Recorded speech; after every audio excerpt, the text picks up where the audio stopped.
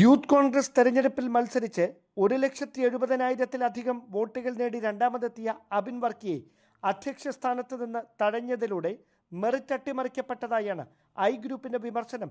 ഇടത് സർക്കാരിനെതിരെ സമരം ചെയ്തതിന്റെ പേരിൽ 2 വർഷത്തിനിടെ 72 കേസുകൾ അബിന്റെ പേരിൽ നിലവിലുണ്ടെന്നും ഐ ഗ്രൂപ്പ് വാദിക്കുന്നു. സാമുദായിക സമവാക്യങ്ങൾ ചൂണ്ടിക്കാട്ടി അബിൻ വർക്കിയുടെ സാധ്യത ഇല്ലാതാക്കിയതിന് പിന്നിൽ രാഷ്ട്രീയ ലക്ഷ്യങ്ങൾ ഉണ്ടെന്നാണ് ഐ ഗ്രൂപ്പിന്റെ വിലയിരുത്തൽ. അതേസമയം യൂത്ത് കോൺഗ്രസ് ദേശീയ ജനറൽ സെക്രട്ടറിയായിരുന്ന ബിനു ചുള്ളിയിലിനെ സംസ്ഥാന വർക്കിംഗ് പ്രസിഡന്റായി നിയമിച്ചത് സംബന്ധിച്ചും അഭ്യൂഹങ്ങൾ ഏറുകയാണ്. അതിനിടെ വിവാദങ്ങളെ തുടർന്ന് രാഹുൽ മാങ്കൂട്ടത്തിൽ രാജിവെച്ച അധ്യക്ഷ പദവിയിലേക്ക് OJ ജനീഷിനെ എത്തിക്കാനായതിൻ്റെ ആത്മവിശ്വാസത്തിലാണ് ഷാഫി പക്ഷം.